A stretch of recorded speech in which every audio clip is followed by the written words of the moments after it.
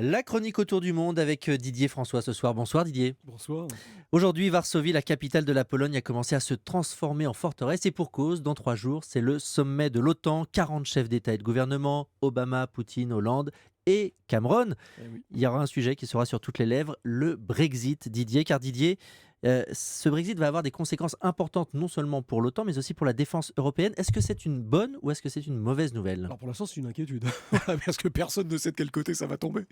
La réalité, c'est que la Grande-Bretagne et avec la France, ce sont les deux pays qui sont les deux grosses puissances militaires en Europe. Pas que les Allemands, par exemple, les Polonais ou les Italiens n'aient pas de puissance militaire en soi, mais la France et la Grande-Bretagne sont les deux seuls pays qui ont à la fois ont les moyens militaires, les troupes, les compétences et la volonté d'agir. Et l'arme Donc, nucléaire? Alors ça, c'est le deuxième aspect, ça, d'un point de vue purement militaire. Après, de la point stratégique, effectivement, ce sont deux puissances nucléaires et deux puissances membres du Conseil de sécurité. Donc évidemment, c'était, pour faire simple, la France et la Grande-Bretagne, c'était 50% à peu près des capacités de projection et d'intervention de l'Union européenne, pas de l'OTAN, hein. Mais évidemment, c'était le pilier européen dans l'OTAN. Les autres n'étant que des forces concurrentes, c'est amenant une brigade par-ci, une compétence par-là, quelques forces spéciales, un peu de transport, etc. Donc oui, il y a une véritable inquiétude, en tout cas au niveau européen, de savoir. Dans l'OTAN, il n'y a pas de problème, la Grande-Bretagne restera dans l'OTAN. Mais en revanche, en termes de piliers européens, ou en tout cas d'autonomie, de capacité autonome de l'Europe, ce que demandent les États-Unis, puisque les États-Unis dans l'OTAN demandent à l'Europe de prendre plus sa part, là, il va y avoir une vraie question, c'est savoir comment l'Europe va pouvoir progresser sur la question de la défense sans la Grande-Bretagne dans l'Union européenne. Et pour le coup, pour les États-Unis, c'est une perte d'un allié, la Grande-Bretagne qui sortirait de l'Union européenne. Alors, elle reste dans l'OTAN, donc encore une fois, il ne perd pas vraiment l'allié, mais oui, il y a une vraie inquiétude sur la capacité de construire un pilier européen autonome.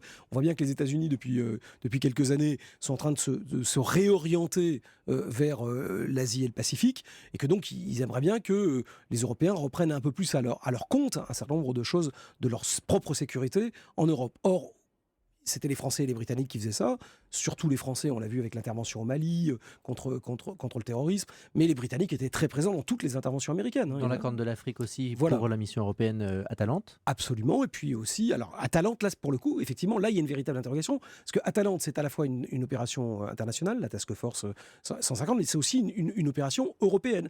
Or, le commandement de cette opération européenne contre la piraterie dans le passage Au large de la Corne de l'Afrique, voilà, ouais. au large de la Corne de l'Afrique, hein, avant mince, je vais y arriver, avant Au large de le l'Érythrée, de la Somalie. avant le canal de Suez, donc là où passe l'essentiel de la production pétrolière dont a besoin l'Europe, c'est commandé par les Britanniques. C'est commandé à Norfolk, hein, le quartier général est basé en Grande-Bretagne. Or, évidemment, le fait que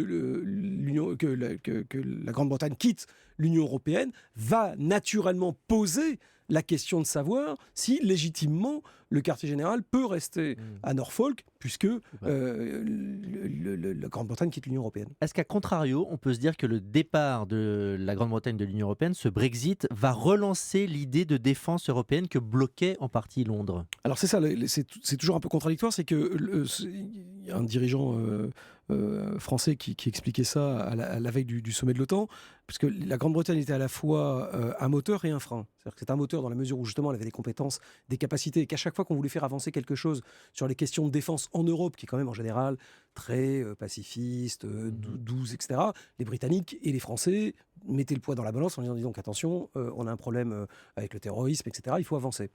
En revanche, les Anglais, les Britanniques, étaient toujours très très contre une intégration européenne, parce que eux, justement, ce qu'ils aiment, c'est l'OTAN et les États-Unis, et créer une force européenne qui aurait été autonome. Par exemple, ils étaient parfaitement contre la création d'un quartier général opérationnel en Europe. Or, c'est un véritable besoin. Les Français l'ont toujours voulu. C'est un véritable besoin pour pouvoir projeter ses forces. On a besoin d'un quartier général.